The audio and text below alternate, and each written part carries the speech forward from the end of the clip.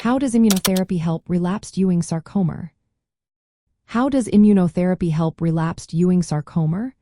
This is an important question for patients and families affected by this aggressive bone cancer.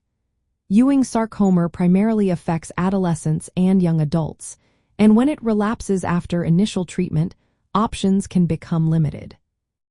Traditional chemotherapy is still the main treatment, but immunotherapy offers new hope by enhancing the body's immune system to recognize and attack cancer cells that have returned or resisted earlier therapies.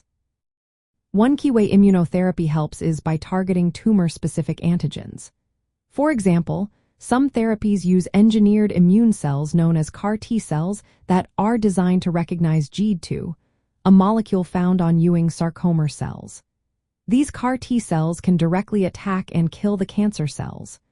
While this approach is still being studied, early results have shown promise.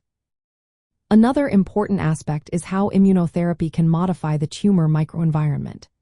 Ewing sarcoma tumors often create an environment that suppresses immune responses, making it harder for the body to fight back. Immunotherapy strategies aim to change this by increasing the presence of immune cells, like CD8+ T cells, and reducing factors that inhibit immune activity. For instance, certain chemokines can be induced to attract immune cells into the tumor, enhancing the immune response. Immune checkpoint inhibitors are another tool in the immunotherapy arsenal. These agents work by releasing the brakes on immune cells, allowing them to attack cancer more effectively. While these inhibitors have had limited success as standalone treatments for Ewing sarcoma, researchers are exploring combination therapies. For example, pairing to checkpoint inhibitors or combining them with other immunomodulatory agents could improve response rates. Research is also ongoing to identify new molecular targets and biomarkers that can help predict which patients might benefit most from immunotherapy. This could lead to more personalized treatment approaches, allowing for tailored therapies based on individual patient characteristics. Despite these advancements, it is important to note that immunotherapy for relapsed Ewing sarcoma is still largely experimental and is typically offered within clinical trials.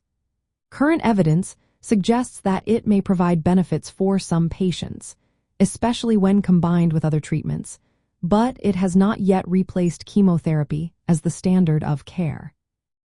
In summary, immunotherapy helps relapsed Ewing sarcoma by enhancing the immune system's ability to target cancer cells, modifying the tumor environment to support immune attacks, and providing new treatment options beyond conventional chemotherapy.